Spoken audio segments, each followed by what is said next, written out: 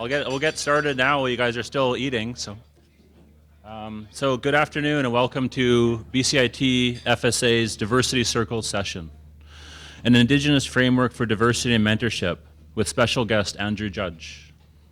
So my name is Zah Derek Gamal Joseph.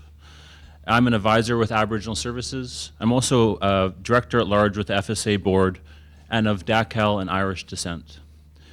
I would first like to acknowledge the traditional territory of the Coast Salish people that the BCIT main campuses reside on. Diversity. So what does this represent? Shannon Kelly and I asked this question to the FSA board last year. We got a great show of support in the response in the form of an approved proposal to work on the Diversity Circles, or DC project, that you see here. So we asked Paul Rainiers, Teresa Place, what are other faculty associations doing to support diversity? Equity came up. How are faculty and staff and post-secondary institutions looking at marginalized groups such as Aboriginal people, women, visible racialized minorities, persons with disabilities, lesbian, gay, bisexual, transgendered, queer, and two-spirited persons or people?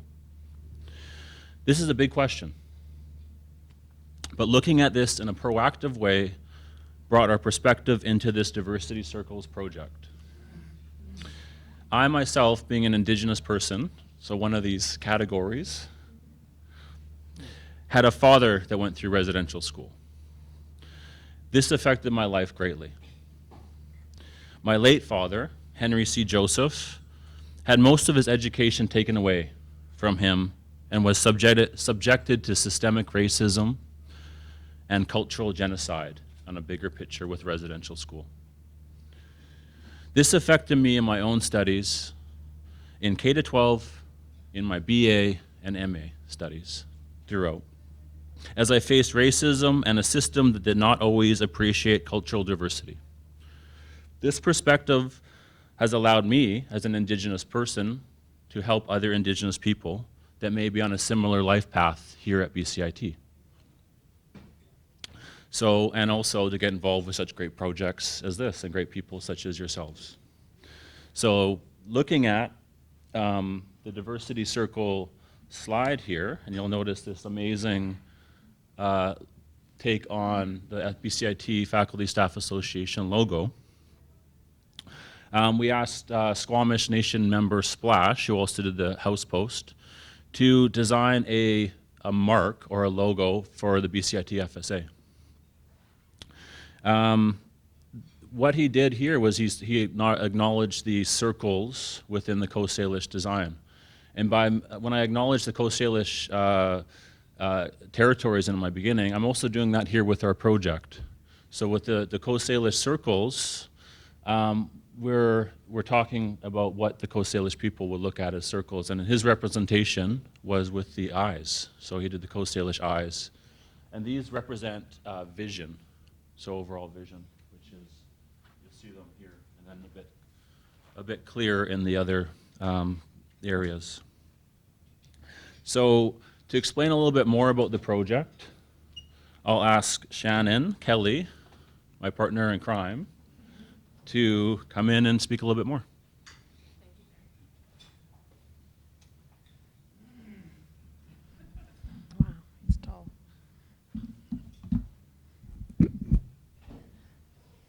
Thanks, Derek. Sorry, I was waiting. I always feel so badly for people when you see them peering through the window if they're 10 minutes late, like I usually am. So I said, Derek, I'm going to stay there for 5 minutes, but seems there's no stragglers. So yeah, as Derek mentioned, this is something that we've been working on for some time. And basically, all of us across this institute and across post-secondary education and the wider community have noticed that the student population is, of course, increasing in diversity, many types of diversity, such as the examples that Derek mentioned, and that Zah Derek mentioned. And, basically, we function in this project assuming that diversity is welcomed. We have a very positivistic approach that diversity is welcomed. However, there's no doubt that an increase in diversity does require new awareness, more resources, and new knowledge in some cases. But our project basically hinges on the fact that we believe most of or all of the wisdom needed to encounter diversity positively is already within our ranks. So with faculty in the classroom, with the staff at BCIT, with leadership at BCIT, with partners in the community, we believe the wisdom is already there. The goal of this project is to identify that knowledge to be shared, identify those who need the knowledge, create a network of connectivity, create a peer-to-peer mentorship framework so that we can share the knowledge, share the wisdom, connect positively, and also connect not only within BCIT, not only within post-secondaries, but also within the wider community. So that's the basic underlying principle, that the wisdom is there. Some of us need more wisdom. Some of us have best practices to share. Some of us might know about one area of diversity, not another area. So that's the underlying assumption of the project, that we will bring this wisdom to light, create the methodology, the network, the framework for sharing it. Oh yeah, thanks, Za. So in the first year, obviously there are many, many facets of diversity, and we need to be slightly focused. So in the first year, we are focusing on cultural diversity, and in particular, the Indigenous culture. We're focusing on neurodiversity, so those with learning differences would be considered neurodiverse. So neurodiversity is the second area of focus. And finally, gender, and in particular in the first year we're focusing on genders that are underrepresented. So for example, one example would be women are underrepresented in engineering and technology programs. So those are the areas of focus for the first year. But from there, of course, based on what the community shares and what we all find out about each other, we will be able to leverage into other areas as well. Did I miss anything else? I'm okay? All right. Thanks, Sal. So as we have invited you, the BCIT community, to network about diversity, I'd like to introduce one member of the community and our leader at Aboriginal Services. So that is Corey Wilson, who's the Indigenous Initiatives and Partnerships, just to say a few words, and I've sort of put her on the spot. Sorry. That's all right. I'm used to being on the spot. Thank you. I'm very happy to be here, and thank you again for the, I guess Elf is going to come and do a little bit of prayer, so I thank for that, and we're of course on the unceded Coast Salish territory. So I know most of you in the room. I'm very happy to be at BCIT. I have to say I was just asked what the new job is like, and I feel actually now that I have my feet under me, but don't come rushing to my door at the moment. Send an email first. So my role, I'm very excited to be here. There's so much potential, so many possibilities. I'm also very, very pleased and excited with the amount of support we've already received in this department, in whatever it is. You know, I was saying to somebody last night that we put together 6 proposals last week, and it wasn't just me doing them. It was a team effort, which is very incredible. And so the amount of enthusiasm and response here at BCIT, not only just committed to the jobs, but being committed to the learners. So I think initiatives such as this is something that's just going to take off, and I think you're quite right. It seems you have the passion and you have the commitment and the understanding from people. My role, of course, would be anything that you need in terms of Indigenous people or knowledge, whether that's sharing, whether that's indigenizing your curriculum, whether it's just enhancing your own personal knowledge. We will start doing kind of Indigenous 101, if you will, that you can sign up for, and we're going to get hopefully through all the people that work for BCIT. Any kind of you read something, you want to discuss it, just send me an email. We will also be moving to one set email as well for for that if you have a question in regards to anything Indigenous, that I'll respond to. And I know everybody has said the loop, but I haven't quite figured out the loop yet. But I will try to work on that. So I just know I'm very excited to be here. We have a very strong team. I'm very pleased and grateful and thankful to all of you that have already shown your commitment and not only to Indigenous people, but clearly to all of the other marginalized groups and challenges that, the multi-barriers that our students will face. And I firmly believe in diversity, and I really, really, it's the way to go, right? If that whole saying that you can't leave, you're only as good as the slowest person or the person that doesn't succeed as well. So we've got to bring everybody along, find everybody's strengths and skills, and that's what's going to make a great institution and, of course, a great experience for our students. So thank you.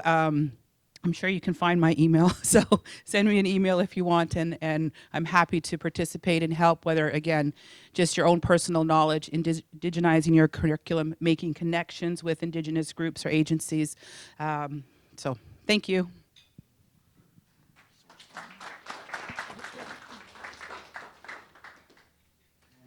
And now I'm just going to ask one of our elders from Aboriginal Services, Alf Dumont, to come up for a minute.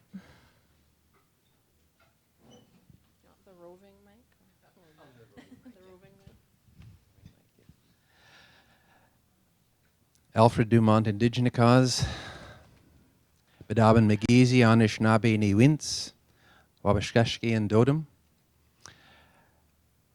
Gichi Anishinaabe, Aboriginal Services, BCIT. I'm here to introduce Mko Mose, Andrew Judge. Andrew is going to share his story with you. When we share, we normally tell our own stories, so I'm not going to tell your story completely. But we want to welcome him here. He is currently doing his doctoral studies on ancient Anishinaabe customs, or as some of my friends would say, Nishnaabe or Nishnab. I was told by Edna Manitowabi, you may know her, that what we do is we keep shortening these versions as we go along, so the words get shorter and shorter. He is currently the coordinator of Indigenous education at the College of the Rockies. Andrew is of Anishinaabe and Irish descent, and he knows the Irish plays a part of it. I have Irish in me as well. I think the Irish and Anishinaabe got along very well together, and produced many offspring. So we want to welcome Andrew and.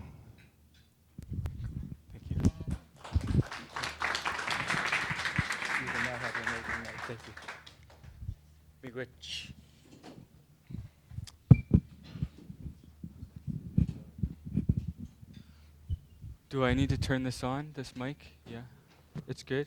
We're ready? Yeah, okay, good. Bonjour.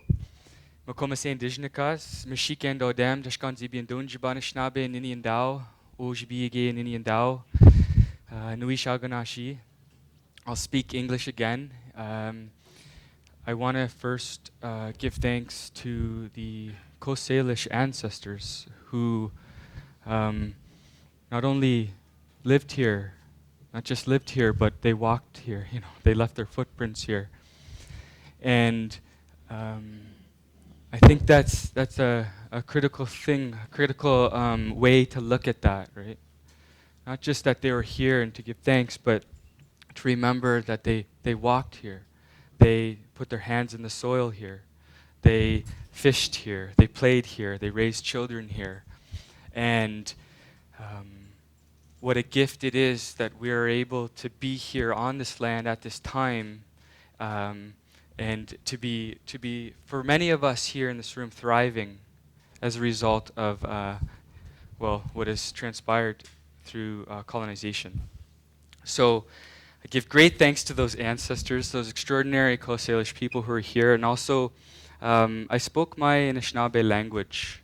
I'm Anishinaabe and Irish, as was said. I'm actually mostly Irish, if you can believe that. And I believe actually it's my Irish ancestry also in combination with my Indigenous ancestry to the Great Lakes region, that gives me my strength, as well as my ability to see the world through an Indigenous lens. I didn't grow up on a First Nations community.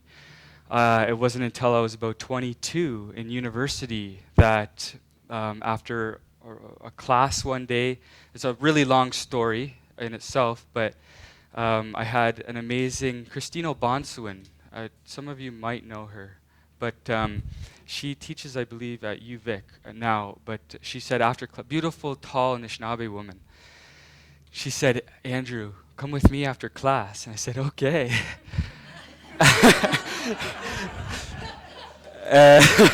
Yeah, and she actually took me to Indigenous Services. And had it not been for the Indigenous Services at University of Western Ontario, Western University today, I wouldn't be here. So thanks to Christine and thanks to the elders that I began to see, the elders who began to turn me, right? They turned my direction because, you know, I was a student athlete, a very successful one, national champion. I was, you know, that guy, right, that was walked around campus with a big head and thought, you know, being a great athlete made you who you were. As I learned my ancestral wisdom, and I am continue to be on that journey, I realized that, in fact, that doesn't make me who I am at all. Welcome. So, what I'm actually going to do right now is I'm going to sing, and I wanted to smudge, and I think it's really important that we start in that way. So, if I could get everybody up, before you do get up, we're going to go outside, and we're going to try to do this rather quickly. But we're going to go outside. I have a smudge ready to go here, and we're going to do that. And I'll just go around that circle. So we'll go outside. We'll form a circle. We'll try to be quick about it, you know, and you say to the kids, stand on the line. We'll do that, and that's how we're going to start today. So come on.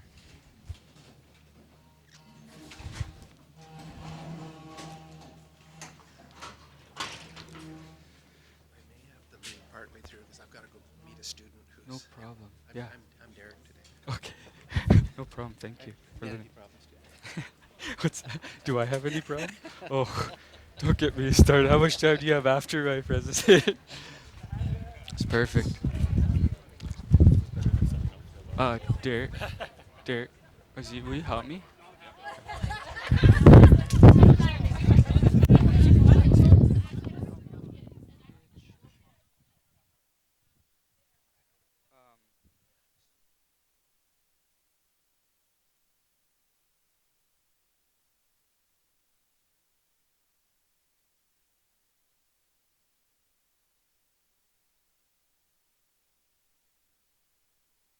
I'm gonna use matches, but if it doesn't work, your plan B.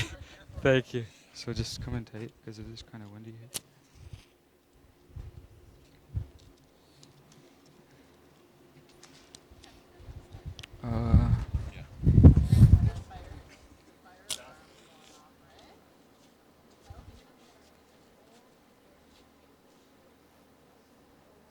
Okay. So you're gonna do this, okay? What? You're gonna go around. Yeah. Okay. Because I'm gonna sing. This way. Okay. Yeah. Just yeah. Just Okay. So yeah, just go right. Yeah. So Derek's gonna go around the circle and just what this medicine is sage, amashkodewishk, and what it does is it brings our minds together. Okay. It also clears our energy. Okay. Now we pick up a lot of things, especially in an institutional setting. Okay. We're constantly around very busy people who are constantly stressed, and so this is an opportunity in this moment to just breathe deeply. If you can close your eyes, that can help. Okay. But what I want you guys to do, if you can, is try to remember a time of past, a time when these superstructures did not exist. And you're breathing in through the nose, out through the mouth, bringing calm, and trying to escape this nandamawin, okay, your intention, but coming to your odema, your heart, okay. Come to the place of your heart. It's challenging sometimes in this setting, okay, but through your breath, you can begin to get back in touch with your heart. And so in that, I'm going to sing.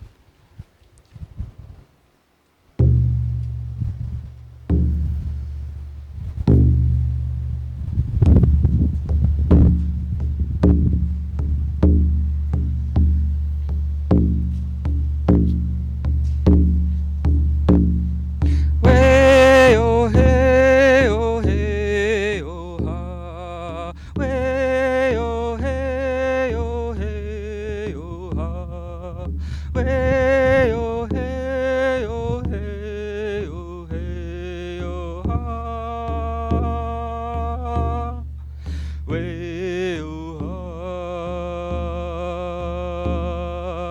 Way, oh, hey, oh, hey, oh, hey, oh, hey, oh, hey, oh, hey, oh, ha. Way, oh, ha.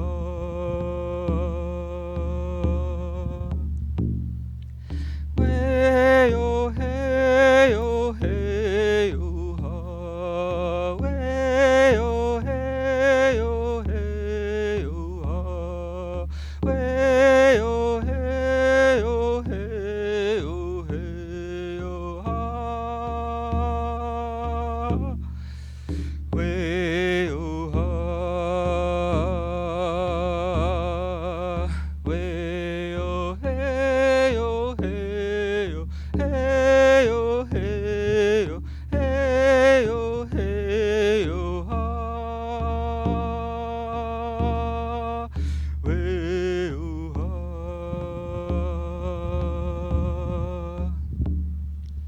Way, oh, hey, oh, hey, oh, ha.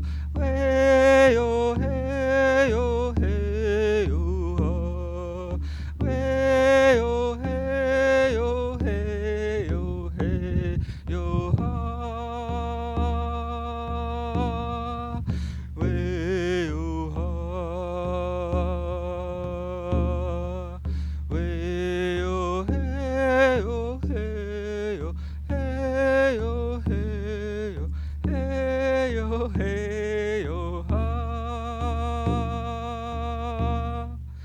Way, oh, ha. Way, oh, ha.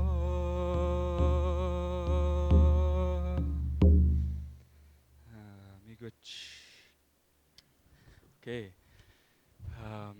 So that's our start, and so we're gonna usher back in and continue. Thank you all for participating.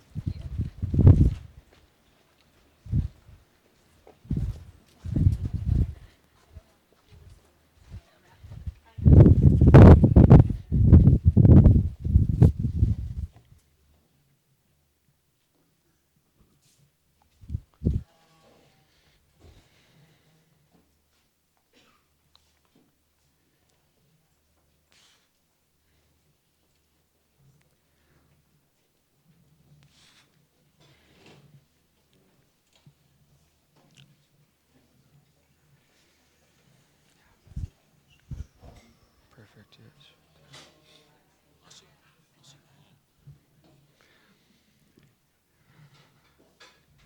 So I wanna position what I'm about to share with you, and I want to position it within some of the teachings. And there's a really great article, and it's called "Journey Through Daylight Land," and it was written by Jim Dumont. Jim Dumont is currently a 5th degree Medewan shaman.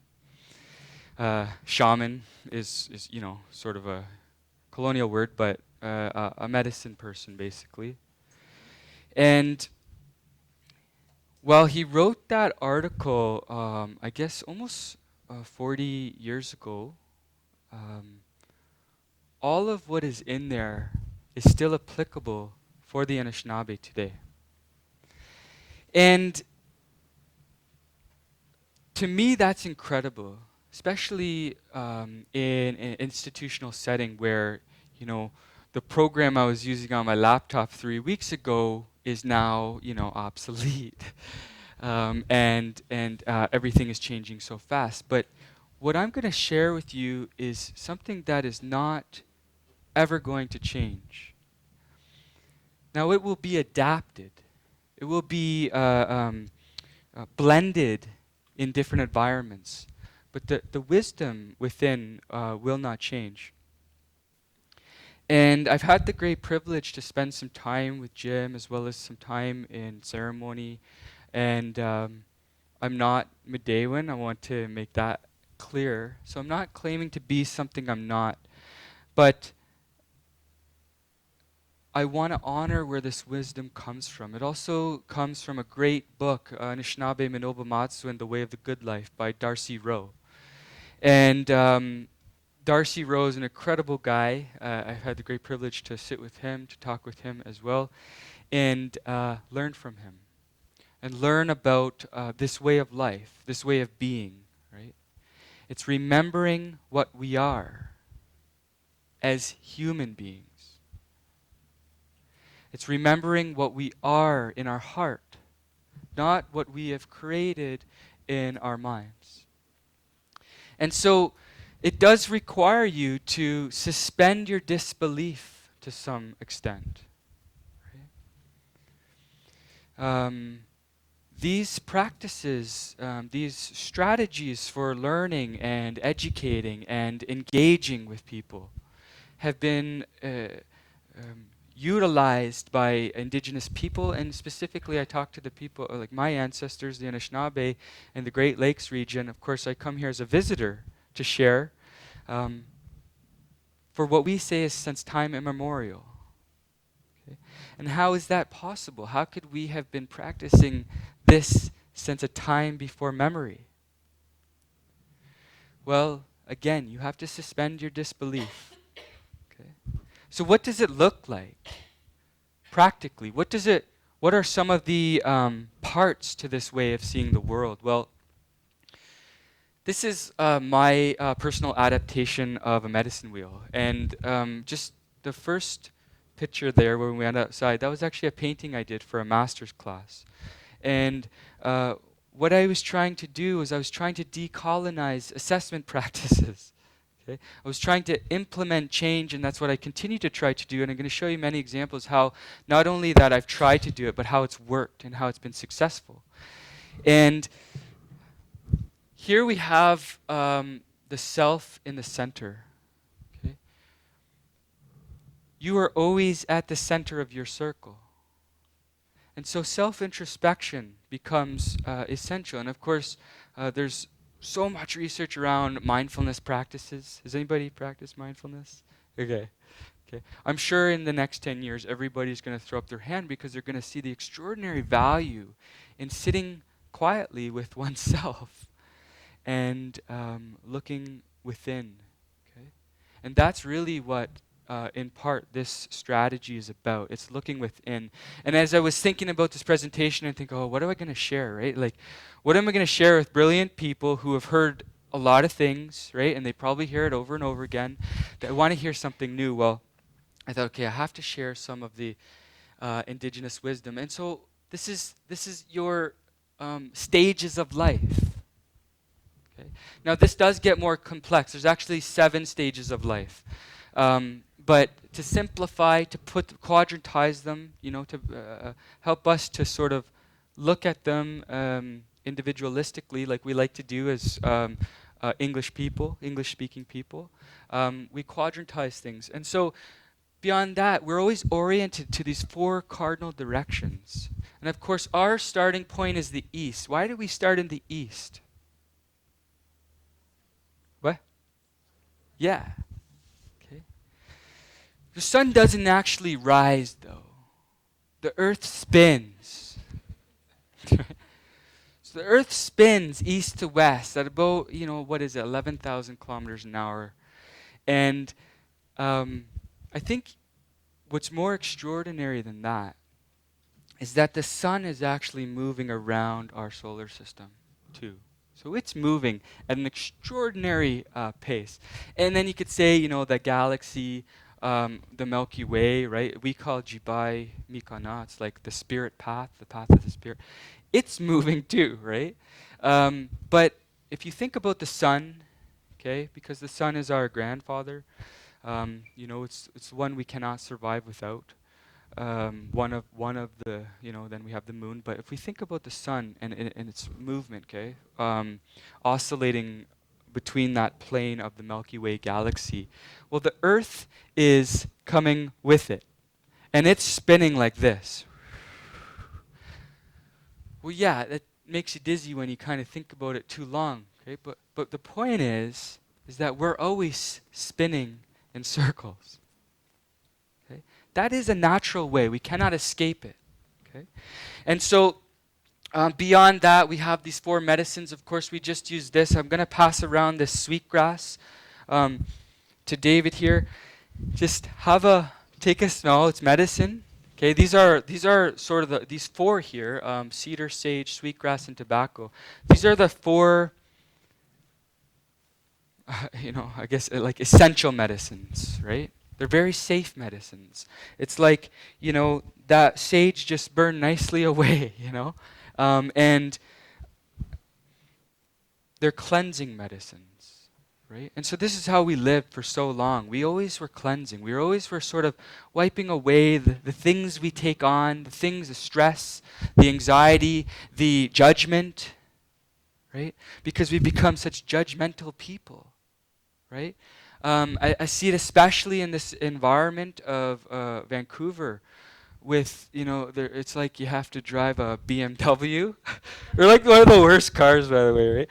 But they really are. Like 50 grand, I think, every 10 years you spend extra on a BMW. Anyway, sorry for those who have them.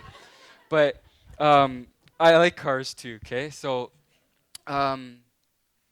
beyond that, okay, we have the earth, wind. We have these 4, we have the earth, wind, fire, and water, okay? Now, those are essential parts of our survival, okay? We say the fire is in our heart. That's why I say connect with your heart, connect with your fire. Sometimes, of course, we let our fires burn too brightly, right? And so I was reminded on the plane by women. We had from Cranbrook to here a conversation about God, and she was a Christian, and I was really appreciative of what she shared. But what she shared was for me, remembering. So I came back to a teaching that I had a long time ago. And this is part of the strategy. Is that, we extend out, we learn, but we come back to our center. What drives you? What makes you tick? Are you doing it right now? Right? Are you following the path of your gift, the thing that makes your heart race? For me, I am, So, but how have these strategies, right? I mean, this gets more and more complex, and I'm going to show you. But have these strategies been implemented before? Well, yeah, they have, okay? So the Canadian Council on Learning has used this medicine wheel model, or an adaptation of it. I think one of the most important pieces in this is the looking at internal versus external learning. Okay? And that means institutional. The internal piece and the external piece. The blended between the Eurocentric colonial mindset and the indigenous. Okay? I have to remind you, we're all indigenous. We all have ancestors. Some of us just know them a little better. Right? And that's okay. However much you know your ancestors is okay right in this moment. Right? And for me, when I learned about my answers, it was a call to really dive headlong into this pool of knowledge. Right? And at the beginning, I said, I want to learn it all. I want to learn all the indigenous knowledge there is to know, right? How naive was I? And in fact, that got me into a lot of trouble. Because, of course, what we want, we attract. And I began to be surrounded by these extraordinary knowledge keepers. But it was too much. Why? Because I didn't come back to my center. Because I went way out, learning like things that just, I mean, at the time for, a Eurocentric young guy who thought he was great because he did sports, right, was too much, right? And so there was a collapse. Okay? And so my encouragement is to follow these paths slowly, to learn just a little bit. All of these are libraries of knowledge with respect to any of the indigenous people that you might be pursuing relationships with. Okay? But the really important part is that internal, external learning. Okay? Yeah, we have to have jobs. Okay? That's how we've constructed our society. Yeah, we have to learn how to do those jobs. Okay? But are you continually awakening the gift within your heart? Right? And that's sort of the question. So it gets even more complex. And this is actually the design of my research study. This is the framework for the design of my research study. And so it's designed on the 4 essential principles of learning for Anishinaabe people. Right? This is the highest order of consciousness. When you know all these things, right? Sure, I know how to respect people, right? Sure, I think I know how to love, right? But do I know how to walk my truth? Do I know how to walk in honesty, right? What is honesty? Well, it's my gift. Honest living is living the gift within your heart, right? That's tough, okay? But this is how we were taught. This is how our ancestors taught us prior to the time of colonization. Okay? They taught us to follow the gifts within our heart, and so they listened to our dreams. They watched how we behaved. Maybe we would become the best arrow maker, But in a society that relied on hunting, as an essential part of survival, how important was the arrow maker? Perhaps where we were a great grandmother, and that was the gift of the woman on the plain. She was a great grandma. She said, "I'm a great nurturer," and that was that ultimately came down for me to the teachings of the water. But this gets even more complex. I'm not going to go too deeply into it. But if you have any questions along the way, so please just feel free to ask. But I guess the message here is recognizing that we can blend indigenous knowledge with Eurocentric knowledge. And it's not necessarily just about teaching about indigenous people. Anybody can pick up a resource guide and a book and say, the Coast Salish did this, this, and this. Well, the Coast Salish, in the many forms they are today, are still doing those things. Just like the Anishinaabe, we're still doing these things. We're still practicing these customs as much as we can, and in a lot of cases, we're in recovery. What are we recovering from?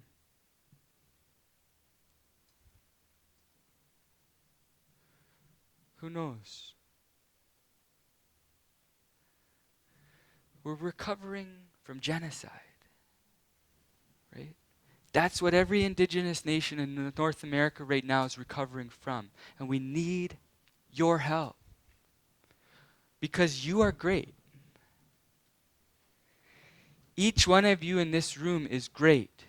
Each one of you in this room has gifts within your heart that are extraordinary and that will contribute to the well-being of our society and our community. And so I ask the question again, are you following the wisdom of your heart wisdom. Okay? If you haven't discovered your gift yet, that's okay. Perhaps you haven't put it into language, but you know exactly what it is. Does anybody want to share what their gift is? Isn't it amazing that I bet you if I asked you, what are the 5 top problems in this institution? Every one of you would probably have 5 problems, and I bet you there'd be so many overlapping concentric circles in that, right? Because each of you can see easily what the problems are, right? Why is that? And yet no one's willing to share their gift in this moment. But that's okay, right? And this isn't about targeting anyone. It's about a realization. It's about a recognition within your heart, right? I bet you some of you right now are going, well, and your heart's starting to beat. Should I share my gift? Please do if you can. That's okay. Okay? But it will. It will make your heart race. And I guarantee you this. You all have overlapping gifts as well. This is where this framework goes. Rather than finding a problem and looking for a solution to the problem, which is constantly what goes on in institutions. And I was thinking, okay, I've worked in post-secondary for 5 years now, taught for 4 years, designed 9 courses, taught over 500 students, if you can believe that, and developed a program in Indigenous studies, okay?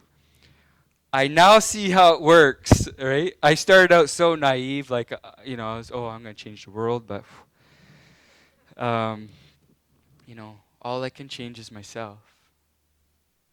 All I can change is how I look at my own gift, right? And what I've learned to do is I've learned to ally myself with those also pursuing their gift.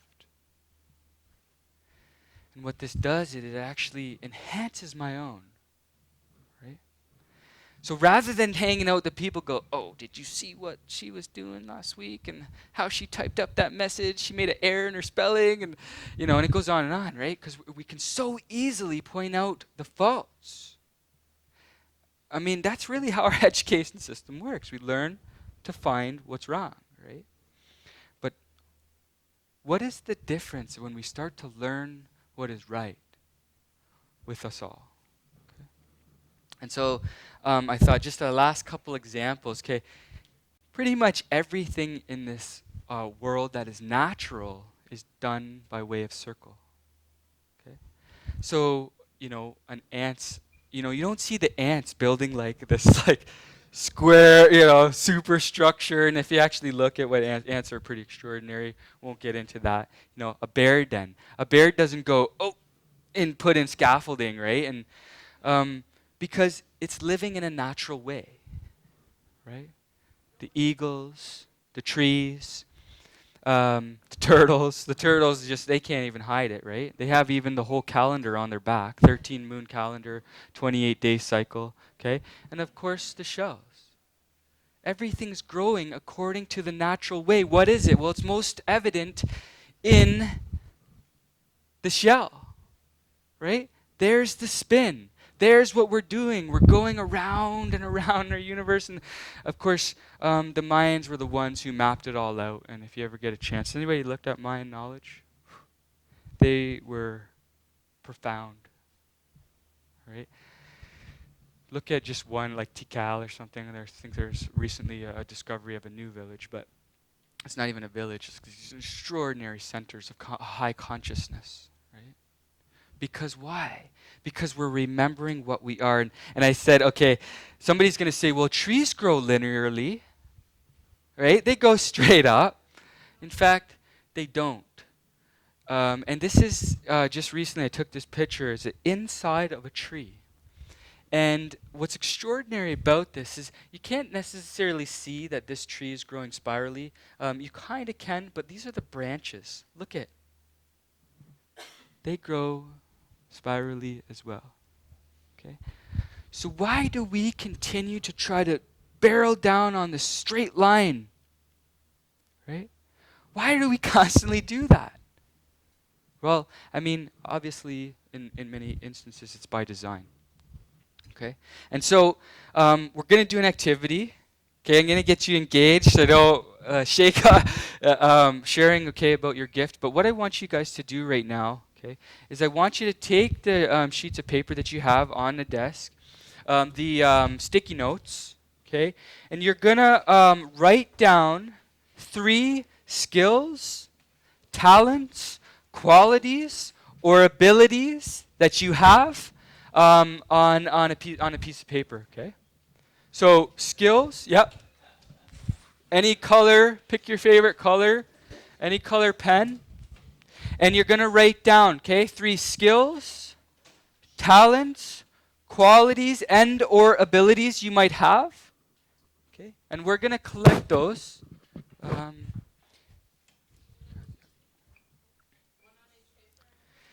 If you want, sure. But you can try to do it all on one if you can. If you've done it on a few, don't worry about it. You can throw it in the hat, okay, or in the thing we're going to collect it in. No worries. Yeah, skills, talents, qualities, or abilities that you might have, okay?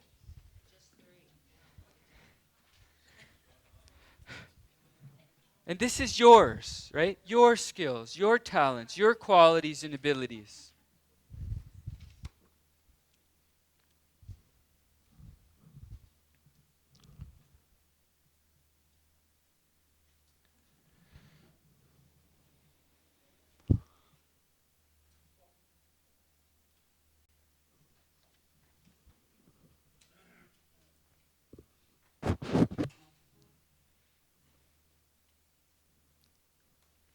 Okay, so I'm going to give you like another minute to do that, and then I'll collect them, or we'll collect them. Thank you. Oh, and if you could actually fold it so that your sticky part doesn't isn't exposed. Yeah, that kind of came out. Yeah. So you want to fold the sticky part like just right in half. Okay? Either we don't want it to stick because we're going to throw these all in one basket here.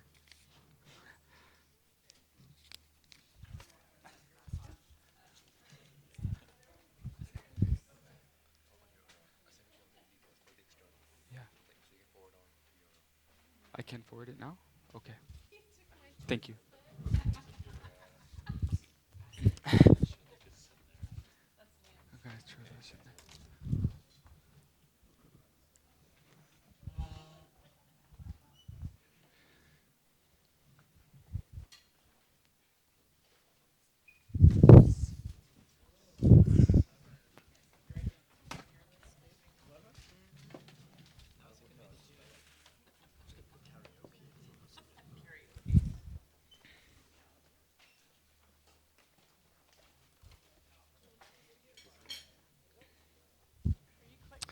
No, I think yeah, but I can do it too, yeah.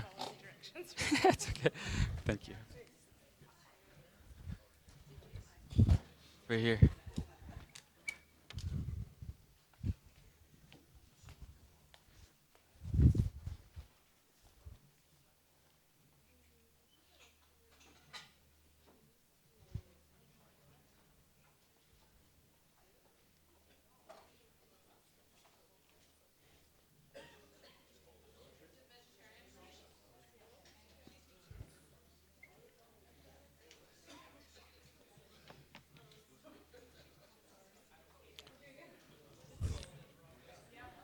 Okay, good.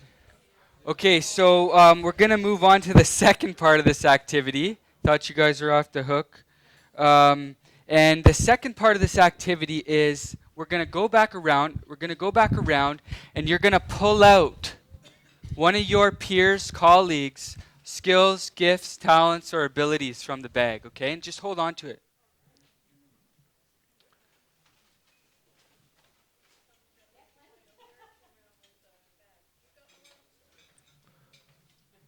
Here, I'll put them in for you. Thanks. Thank you.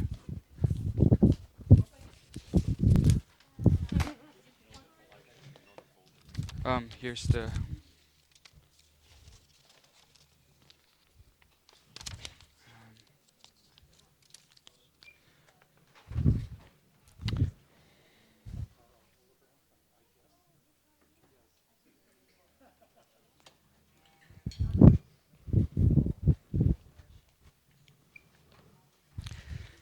So if you wrote down a few, then pull out a few, okay?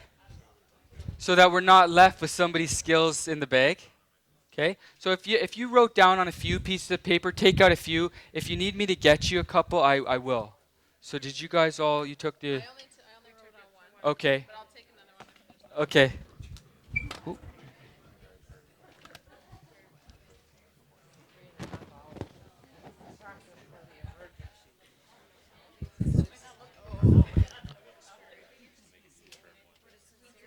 Do you want me to I'll just grab some. Okay. Okay guys, you got some to choose from here. Just yeah. There you go. If you so you wrote down on one or two? Just one. Okay, go ahead, take yeah. Okay. Yeah. Did you take a couple? Okay. Do you guys want to take another one? Oh, you haven't had one yet? Okay. Okay. Yep.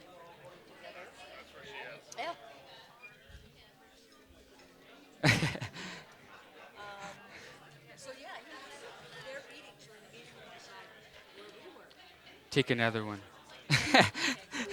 Yeah, so yeah, you want to go around, just finish it off, and I'll get them started on the next. Yeah, sir. Okay, so now the next part, okay, is as a group, you guys are going to begin to brainstorm or imagine, okay, something, activity, group, anything, okay?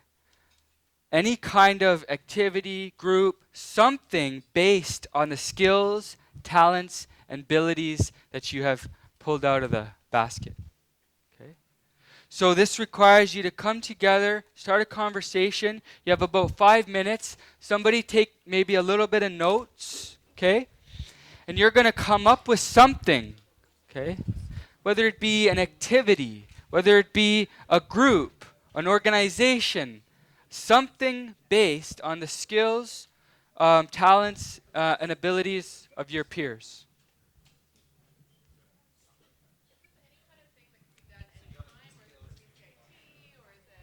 Could be BCIT, could be outside BCIT. Use your imagination.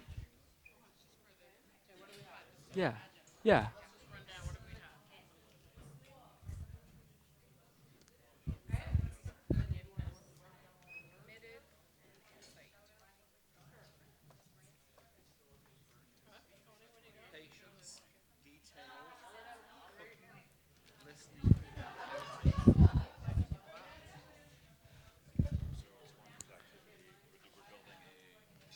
Yeah. Yeah. So you're going to come up with something, right? I don't want to define it for you, but something, maybe an activity, or an organization, a group, a club, something based on the skills of your peers. Cool? Okay. You can use these sheets if you need to, or a piece of paper that you have.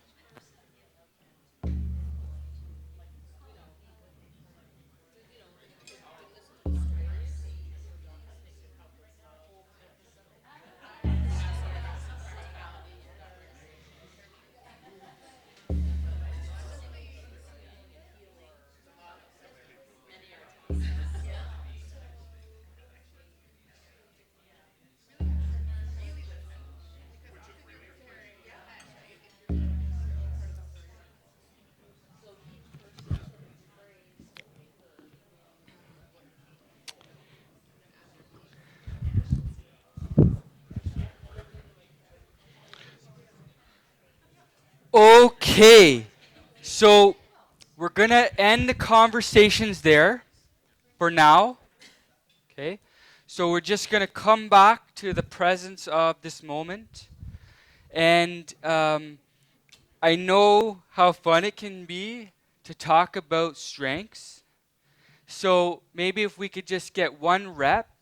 Now, I want to be clear that you don't it doesn't have to be some fully formed, activity with every dimension ready to go right now. Okay? I gave you 3 minutes to do it, okay? But just someone to maybe summarize one part of the conversation that you had. And we'll start here. Yeah, you just want, yeah, you're ready.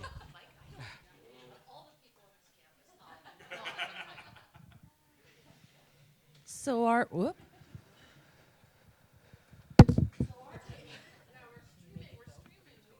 It's going. Hello. Start spreading the news. Our notes were around help, respect, intuitive listening, organization, empathy, laugh out loud, gather, be sensitive, humor, things like that. So we decided that we are going to do a storytelling circle. And in that storytelling circle, the first person starts the story. Each person that adds into it not only has to add to the story, but has to also rephrase what they think they've heard before. And then the comparison at the end is the beginning of the story got anything to do with how it ended at the last of the people going around the table. Great, thank you. We'll go over here. We'll go around. Just like that, a minute to summarize. That's perfect. That sounds like a fun activity. Okay, so some of the words that we received were connecting, family, fairness, love. I can't read that one. Patience, details, listening, compassion, possibilities, soccer, cooking, logic. And we thought about all of this, and we thought that this group would form a PTH, which was post-traumatic healing. We would be a responsive group that would go into any event that had gone through some sort of a trauma, and we would bring back healing to that group. We would hear them, help them, and start getting them active and healthy again, start responding to the things that they love. Excellent. Let's keep it going. Just right here, next group. So we had humor, seeing connections, ability to meet people where they are, kind of walking in other people's shoes, and sharing stories. So we, similar to Teresa's group, we came up with this idea of creating a club, a place where you could come in and you could storytell, and you could also speak to. It's a safe place. You could go in and talk about things that are on your mind. We were talking to the group. I heard this thing about workplace grudges and the fact that people find it difficult to raise them and speak about them kind of safely. A really safe place where you just walk in other people's shoes and you feel supported, and maybe with a little bit of humor inside. The other day I walked past Shannon in the corridor. As she went past me, I flipped her the bird. She didn't know. I felt good about it at the time, but now I feel bad. So I've started it right now. Forgive me. Okay, so we won't add that part, but to each their own. Chacun son goût. Next group, please. Okay, some of the words we had were cooking, empathy, humor, listening, teacher, understanding, caring, and holding space. And so we thought of holding a cooking class, featuring different styles of cooking, different cultures of cooking as a way of, teaching people and, listening to people and just, creating a space where they can learn, the various cooking techniques in a very open, humorous environment so people aren't intimidated by what they're trying to do, but that they can all really participate and get something good out of it. Excellent. Right on to the next group. Perfect. Keep her going. Okay, our group had a bunch of words. Think outside the box. With that was another word, tolerance is needed. Storytelling, laughing, persistence, leadership, humility, good listener, compassion, think positively, willingness to learn, attentive learning, and reliable. So we also had a storytelling theme, and we thought, well, we didn't really figure out how we would do it, but it would be about a leader who had to learn all of these other traits along their journey to becoming a good leader. Awesome. Right on to the next one. Last Okay. one, I think. Okay. We had problem solving, prioritizing, time management, working well with people, teaching, caring about diversity, seeing the big picture, generous. And we thought this could be a wonderful group that would show leadership and help us develop vision and a mission statement for BCIT, or sort of the community values. Good. Okay. Okay.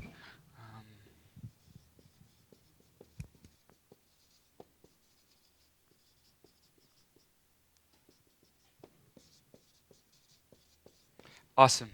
Way to go, guys. So just in like a matter of 15 minutes or less, you guys took each other's strengths and made it into something. What's most extraordinary about what you just did is that we see these basically 3 overlapping circles here. So what that tells me is there's a lot of people in here who are really dedicated to this kind of activity. Okay? That tells you a lot about this room. It tells you a lot about the people in this room and your commitment. Okay? Your commitment not only to bringing together people into circle, okay, but ensuring those people are able to share their story in a safe, open, welcoming environment. What you just did there is you wove an intention together based on the strengths of your community. Way to go. Give yourself an applause. Like that, like that's awesome. In literally under 15 minutes. Okay? That's the power of our gifts. That's the power of our strength to see each other's positive elements, right? And what's most important about the activity is that you didn't do it based on your own. You looked at the strengths of those around you and you built something great, okay? And I'm sure if you gave you a week and the funding to do it, you would turn this into something really extraordinary, undoubtedly. So this is the framework. This is the framework that I'm working off of. The concentric circles model shows up in many different contexts in academic writing. Okay, I was most influenced by Darcy Rowe's writing, which I taught a course on his book. But in this concentric circles model, okay, there's at least six. You know, we're going to stick with 6 right now, but interwoven elements. Okay? What's at the center? Yes. Okay. And so what do you have to do at your center? You have to identify your gifts. Okay? And so what I'm sharing with you is actually Indigenous knowledge, the Anishinaabe knowledge. Okay? This is how we were raised. We were raised by reflecting on our own gifts. Now, this happened in the adolescent stage, okay, or at a stage when we left our mother's side. It was a respect stage, okay, because our first, if I just point over here and you refer back to the slide couple previous, okay, it's that stage when we're learning about love.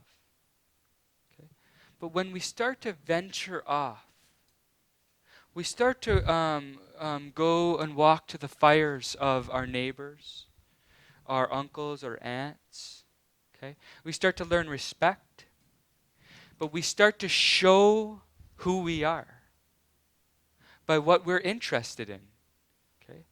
There's a reason why certain boys play with Tonka trucks and certain girls play with dolls, right? Now, some of that is based on what we think they're supposed to get. I remember just seeing on my Facebook feed a friend of mine who just had a kid and said, "Please stop sending our baby girl pink clothes. Our her drawer looks like someone got sick in it." Okay, with pink. I have nothing against pink, by the way. I love pink actually, and I love Dirk's shirt, especially. We have these ideas, right, about, what we're supposed to do. Why? What are they based upon? Have we ever considered why we do those things? Why we give pink to girls and blue to boys? What's at the heart of that? Right? And so obviously that's a big philosophical question which we're not going to answer right now. But what if we based how we nurtured ourselves, most specifically, because we're all of an age where we must do that. Okay?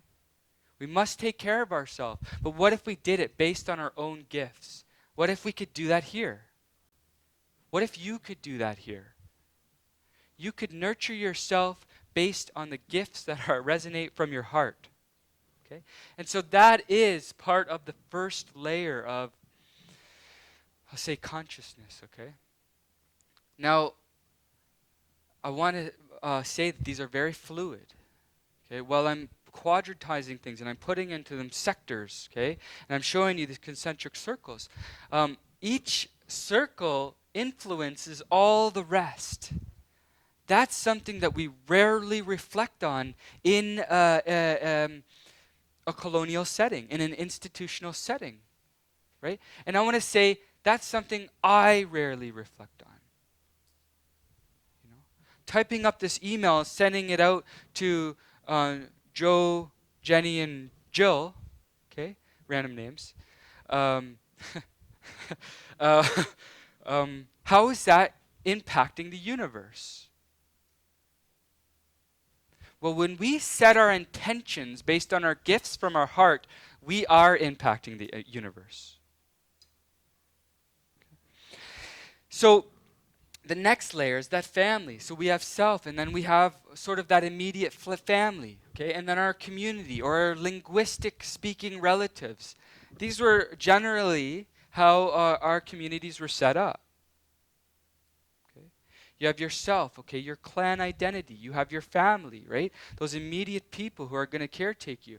And we say that there are 7 people always who took general responsibility for raising a child. 7 people, usually 3 men, 3 women, and the elders, or in some cases, 3 men, 3 women, and an elder, right? Now the elder and the people raising the child were not just random. Because not only was that child raised and named, okay, and this is the big thing, named based on how the elders intuited who that child would become and what they would become based on dreams in some instances, based on external stimulus in other instances. Okay?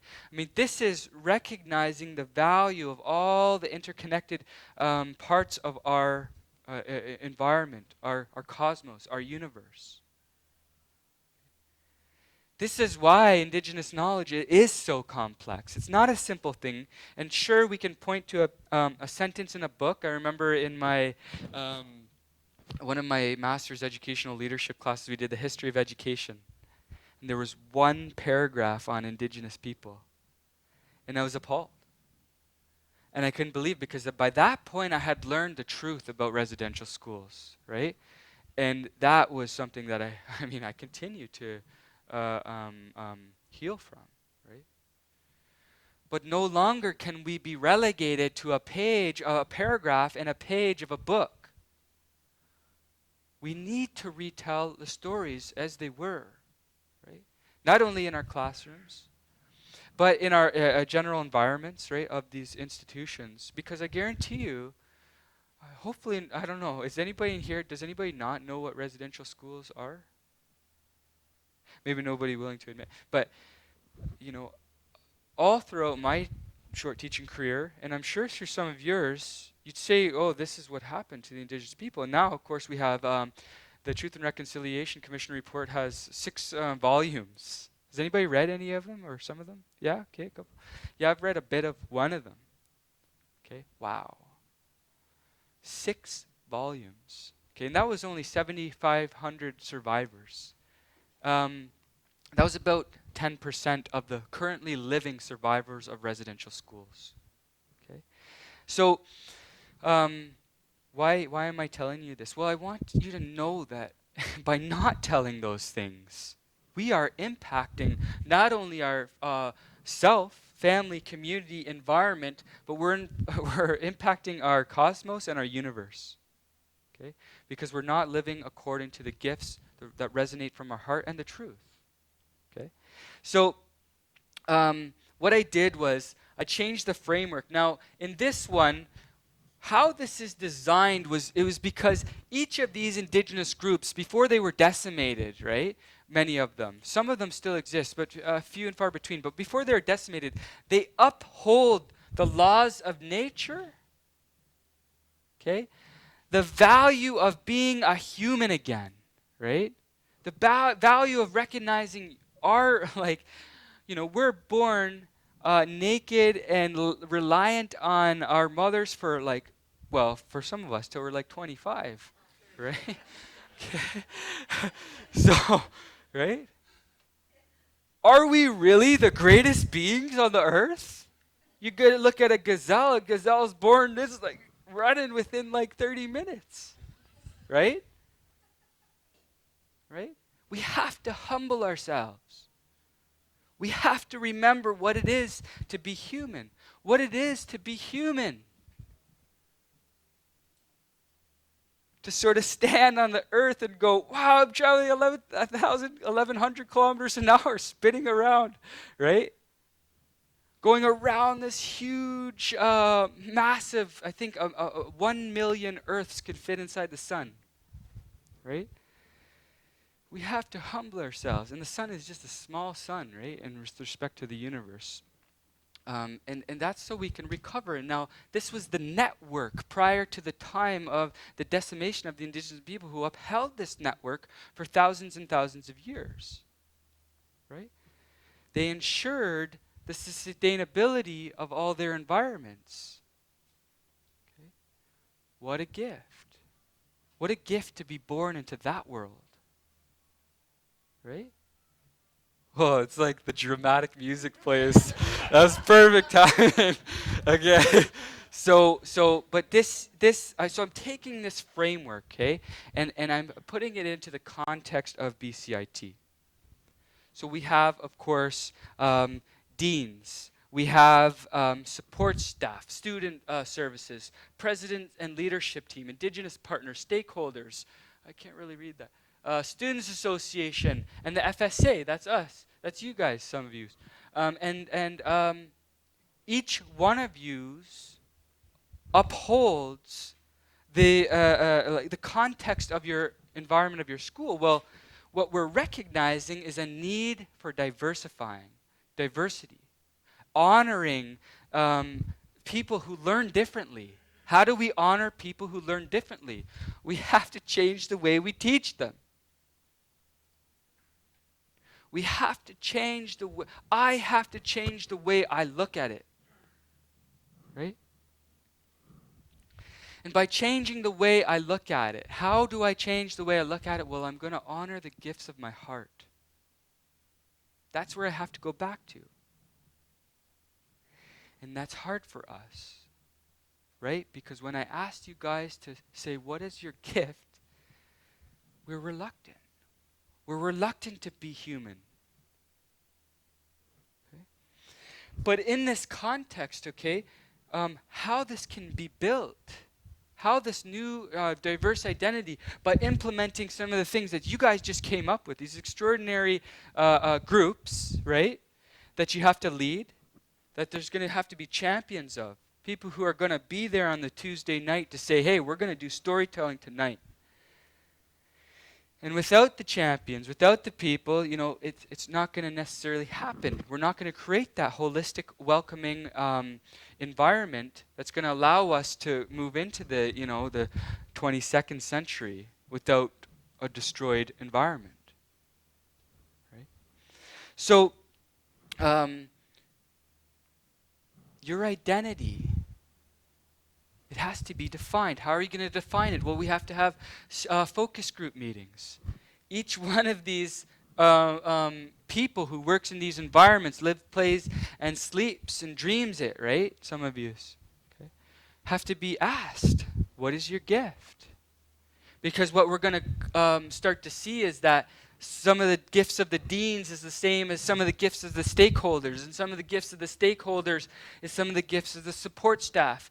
We're going to see some of the gifts of the student services members is the same as the faculty members. There's where you find the common ground. There's where you can build these groups, these diversity circles, right? And I can't tell you how that's going to look. Now I'm influenced now by what you wove just in 15 minutes. And I can sort of say, wow, that sounds like a really great direction. Okay? But how it's going to look once all these focus groups are asked, right? Just go outside later, or how many people have a dean or department head? Yeah? Okay. Yeah. Go ask your department head or dean, what is their gift? Throw them off and go, oh, what? Right? What is your gift? Right? What will they say? It would be really interesting to find out. Okay? Once these are defined, now this is a framework. We're not even at this layer yet. These two layers are built in tandem. Okay? But you start to find out the support networks that surround BCIT. Right? Because I guarantee you're going to find people, individuals, groups, organizations that support what you're doing. Okay? That are going to want to help you build this diversified identity. The ones that's not built on trying to fix a problem, but one that's trying to be built based on the gifts of the people who are in the institution. Okay? And it sounds really great, right? But it's going to be really hard work, right? And I'm gonna go into that. But just a reminder of the FSA and your vision. So outstanding careers through outstanding employment conditions. I found out that you guys have a really high student to employment rate. That's great. I wonder how high the students' embracing of their gift is. Right? I mean, would we ever even think to ask that question? Okay. So the mission: create an outstanding workplace, engage, celebrate, protect, and make gains for all our members. That's a good mission. Right? And of course, your values, empowerment, influence, principled action, social justice, solidarity, and strength. I like this social justice one. Right? Now, when I was thinking about this, right, and like, wow, this is really hard to do. Like to actually implement this kind of strategy within an institution that's not necessarily based on, enhancing the faculties, like the history classes or the whatever classes you have, to make them better, to make them more accommodating. Let's make an environment in our institution that's welcoming to the gifts of the people who are there, right? Especially our own. There's going to have to be champions. There's going to have to be people who say, I'm committed to this and I'm going to do my part. And yeah, in a lot of ways, it's on top of what you're already doing. In a lot of ways, it's like, oh, I don't think I can do anymore. Well, Derek and I were talking on the way up here, and it's like, man, why do we as Indigenous people have to fight for every single thing in these colonial frameworks? Why do we have to do that? Why do we have to? I don't have a budget, right? I don't want to go there, but okay. Why are we considered secondary? Well, of course, there's reasons, right?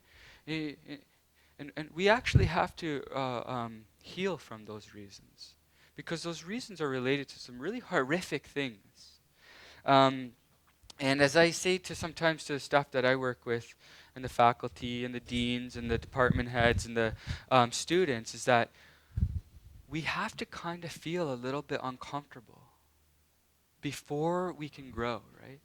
I mean, we have to do this every single day. We have to fight, right? To say, hey, Indigenous knowledge is extraordinary. It has so much power to heal and change and make society great again. I don't want to go there, right? But to truly, not say, hey, you and I are different, because your prescription is like probably like 4.1 and mine's 4.25 in this eye and 4. Okay, no, right? We are human beings having a human experience, and you have a gift, and your gift is great. Thank you for existing. Thank you for living and breathing today.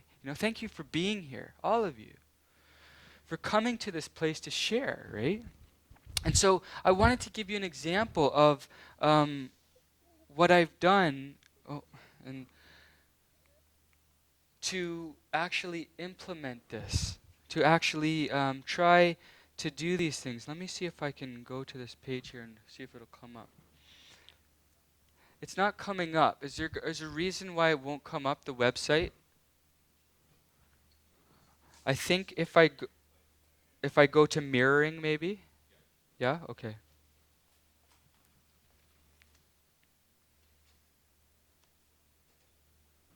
Oh. Nice. Okay. So thank you. I'm going to make this large. This is the program that, I co-founded at, how do I make this big? This one? Okay. I never make my things big. Okay. So, I'm going to have to just turn my head here. Okay, so this is what I did. Okay. I actually designed this website. And it was based, okay, so this was the first step. Right as soon as I finished my master's, I did a presentation at College of the Rockies, Fanshawe College. And crazy thing, all these staff were like, oh, you got to work here, we want you to teach here. And I'm thinking, whoa, like I'm just finishing I'm a lowly master's student, right? Like I'm not even doing my PhD or, and, sort of my mentality. But I said, okay, well, let's see how this goes. Well, they said, how about this? Design a couple courses for us, and we'll see if we like them. Of course, they really liked them, and they said, we want you to develop a program. And I said, I slept on it, and I said, no, I can't do it unless you allow me to meet with these 30 or 40 community members, all with a stake in education. Here's how to look. Here's my proposal. And they said, going on it right away. So this is, so I started teaching, developing this program, and doing my PhD all at the same time. It was insane, okay? It was literally like, wake up, work for 8 hours, have a nap, work for another 4 or 5, and go from there for about 3 years straight. So it was really challenging. But what did we do? Well, we consulted with our community. We came up with 50 recommendations for how the college could implement an Indigenous studies framework based on Indigenous knowledge. Okay. So that's what we did, and that's how we came up with this framework. And I'm going to see if I can zoom in. Okay. So we did. This was our values. This was our mission statement, our enabling competence of Indigenous values. Okay? Fostering balances of academic and traditional skills. Nurturing the gifts within through holistic framework. Now this program continues. I don't teach there anymore or work with it, but and preserving ancestral wisdom. Okay? This is what we said we need to uphold. And from there, okay, we ended up consulting over 250 community members, 26 organizations, and I'm going to just show you the community partners. 9 different First Nations reserves in southwestern Ontario. It was like, to say it was a journey is crazy, okay? It was one of the greatest experiences I've ever had in my life. And these are all the people who said, yeah, we're going to support this. One of the things that was most extraordinary about this experience that came out of this was that they wanted us, a whole bunch of community members, whether they be elders, whether they be students, whether they be instructors, the university instructors, college instructors, and just our just community members in any employment. They said, we need an avenue, we need a place where Indigenous knowledge can be shared that's not institutionalized. And so what we did was we ended up doing a grant. And where is it? Okay, this is based on the 13 moons. We also had 26 guest speakers throughout the year, all based on when the full moon was out. We had solstice and equinox ceremonies. So every time it came to solstice and equinox, we had a big gathering. We would invite, I think the last one that I participated in, there was over 300 participants. We had world famous musicians. Like, it was awesome. And I don't see it here. Let me just see. Probably. You can look this up. It's fanchawc.ca/FNS. But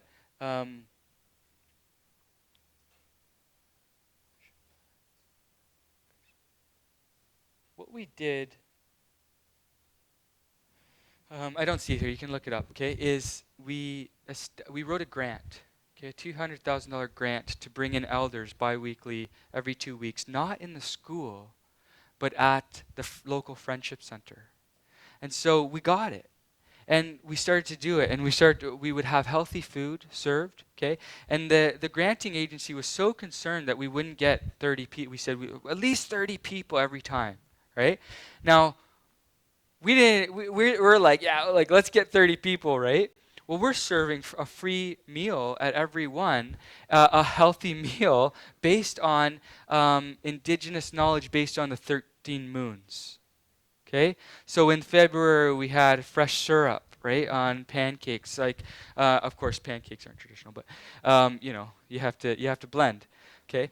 So we're like, we can get 30. We think we can get 30, right? And they're, well, I don't know. And we're like, we got to be able to get 30. Our first event brought in about 150 people. The whole place the gym is just maybe a little bit bigger than this, and it was just jam-packed. Somehow we broke the bread and fed everyone. But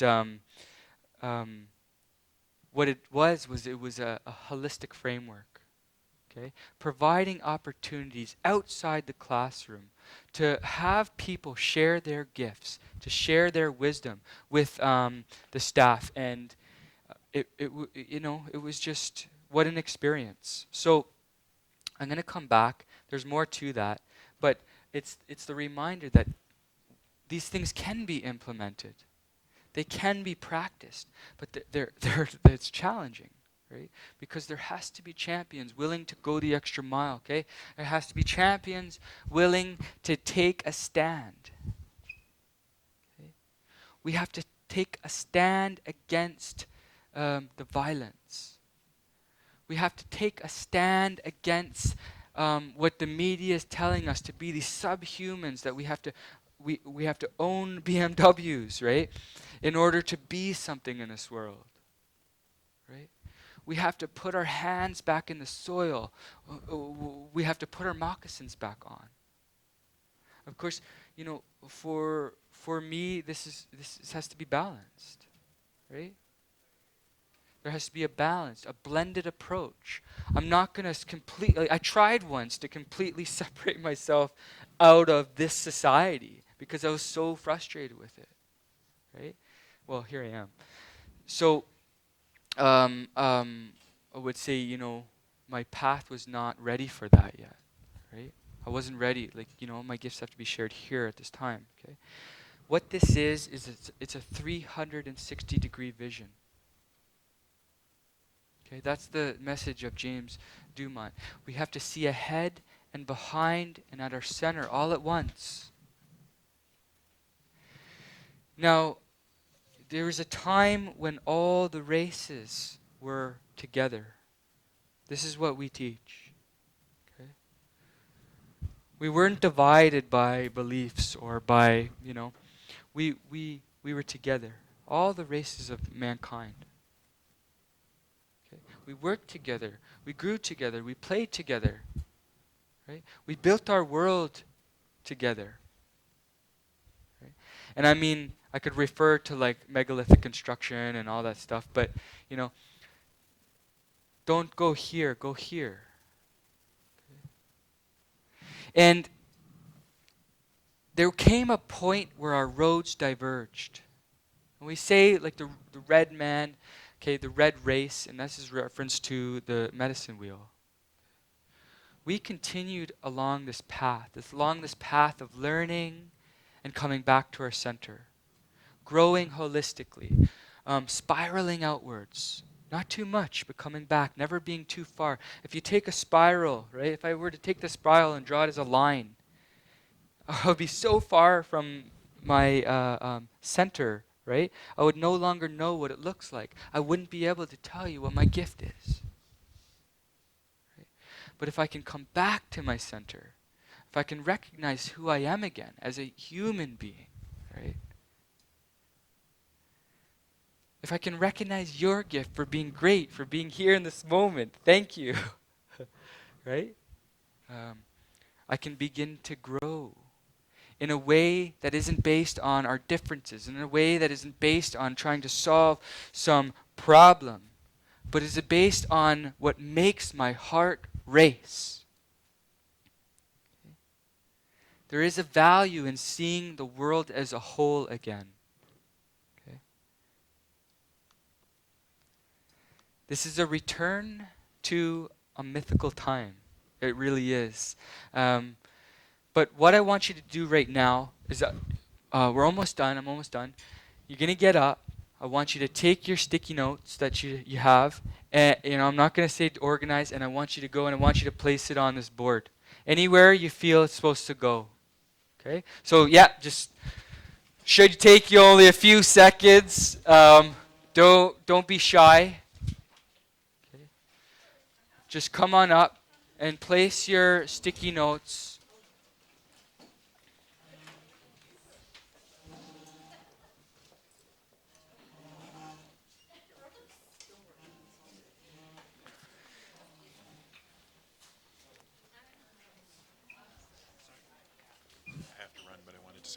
Oh, thank you for coming. I know Michelle Pigeon, yeah, but how do I know her? So I am a doctoral student as well. Okay. But I'm Michelle Director of Student Pigeon. Success here at BCIT. Okay, yes. The reason I say that is because Yes. the whole time you've been talking, Yeah. I've just written an article with her about student success. Perfect. This is her framework of Indigenous knowledge. Of course. Holistic Indigenous framework. Yes. So it's something that I've been bringing into it. Perfect. The connections are Yeah. just all there. So. And it's here for you too, right? It's great. Thank you so much, brother. Thank you. Yeah. I really appreciate it. Okay.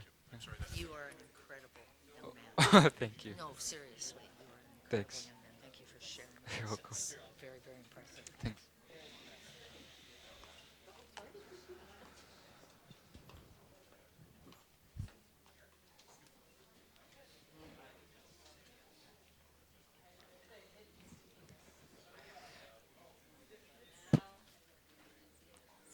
That's okay. Just get in there. Do it like hockey. Check them against the boards.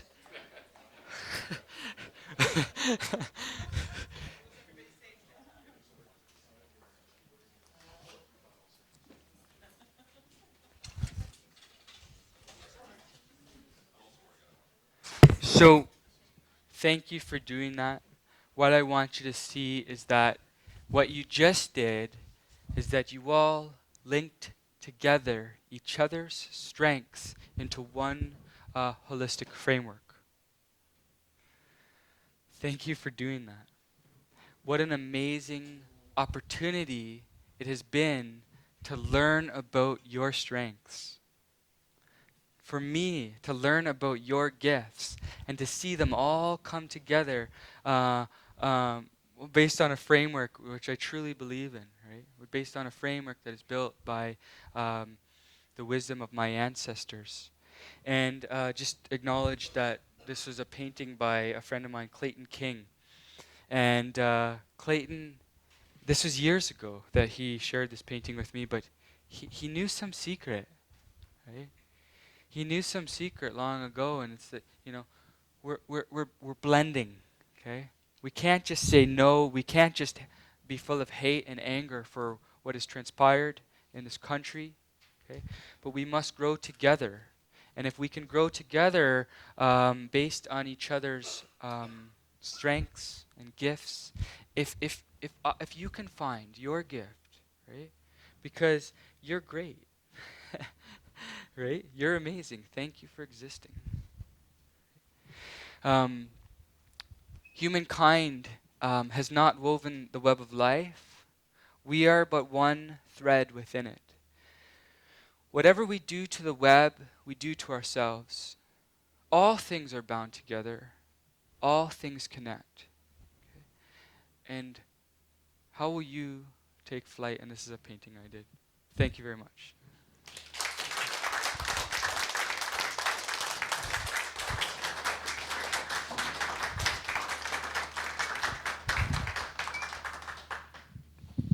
So thank you so much, Andrew, for the session today. It was really nice to have you today as a guest, and we're so happy that you could come in. And we do have a gift for you. I think it's in the back, so we'll grab that. I think there's a bag in the back. But I'll actually just open up to any questions from the group. If there is any questions that you'd like to ask of Andrew or of his experience and process, or questions about what the diversity circles may look like here on campus and other events that are coming up. I'll promote another event that's coming up as well, but I'll open up to the floor as well.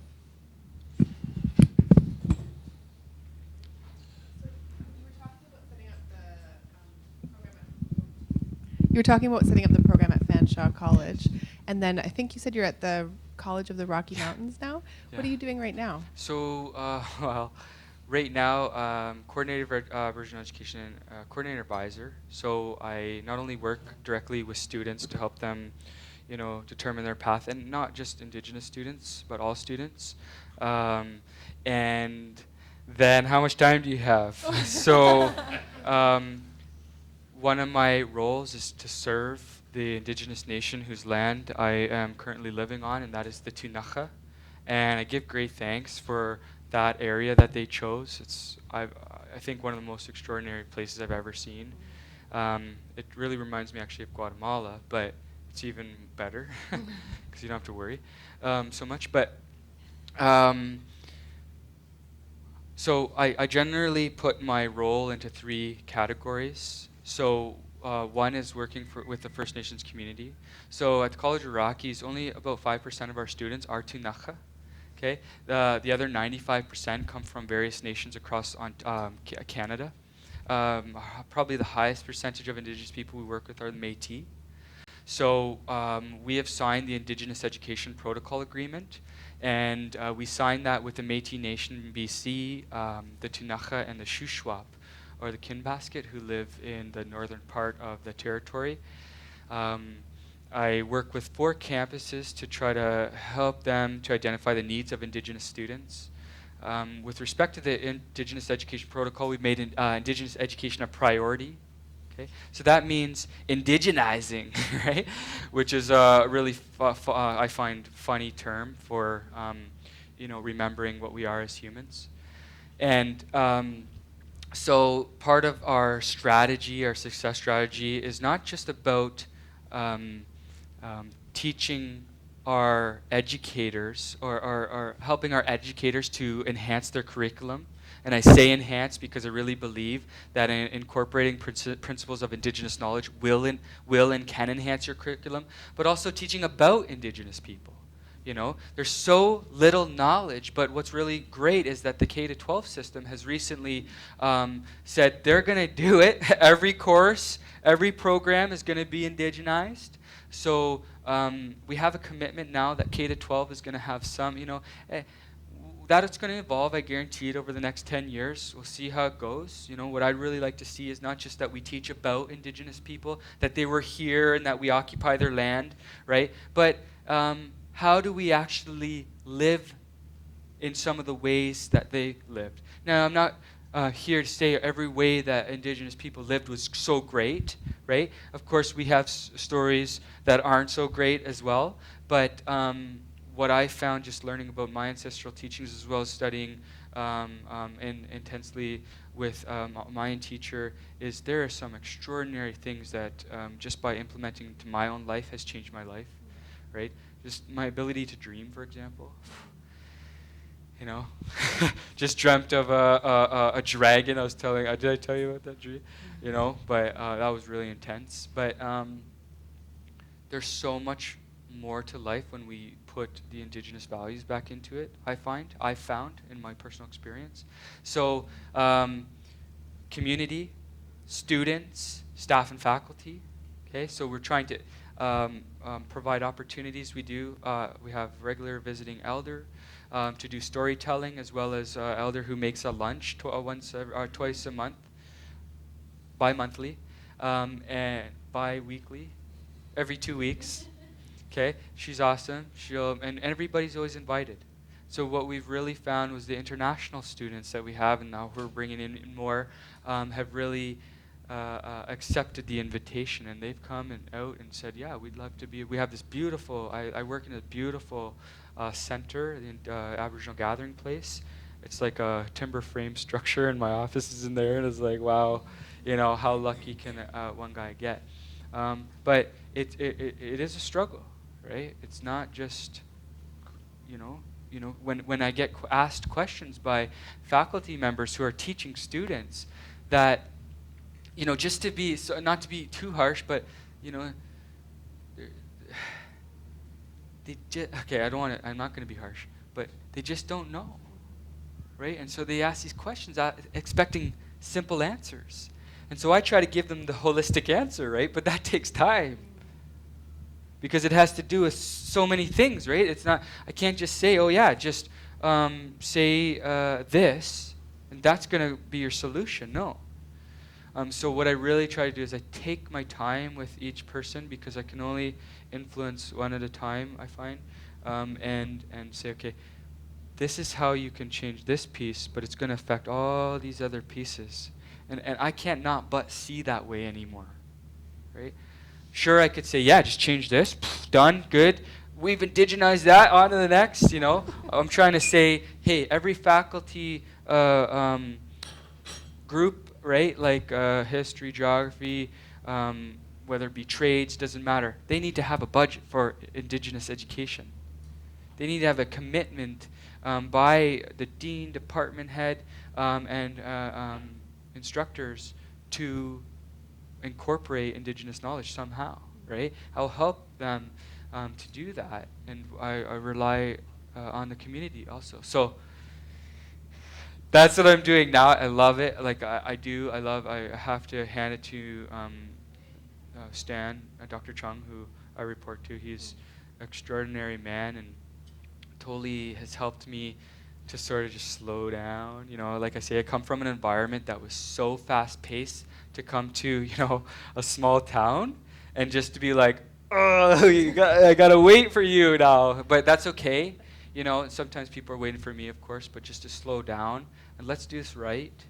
And let's not have to do 30 years of one-offs, but let's start developing something that's permanent, long-lasting, and that not only our Indigenous students can benefit from, but our faculty can benefit from, all our students can benefit from, the community benefits from, our stakeholders benefit from. Okay, this is a holistic framework, and it doesn't happen in a year or two.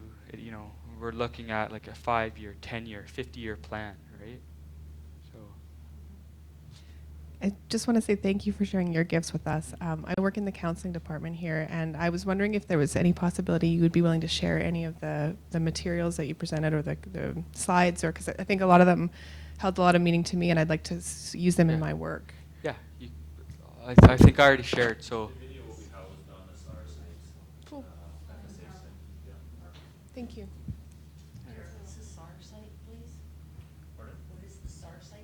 The FSA site, sorry, yeah, within there's a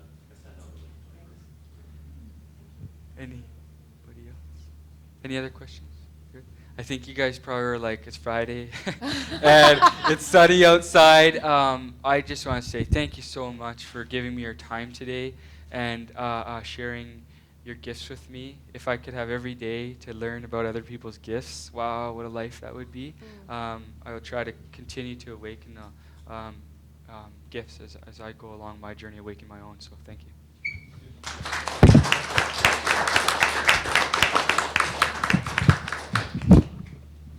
So thank you again, Andrew. That was really meaningful, and we want to thank you from the bottom of our hearts. This is really the sort of kickoff event for this project as it unfolds, and it was really special to have you share your gifts with us and help us to remember our gifts. I also want to thank the community. Yes, the FSA was the seed, the germ of this project, but as you can see from the faces in this room, it's meant to be a partnership. It is a partnership, and it's just really exciting to see all the different groups from campus and the community represented here. So Derek is going to hand over the gift.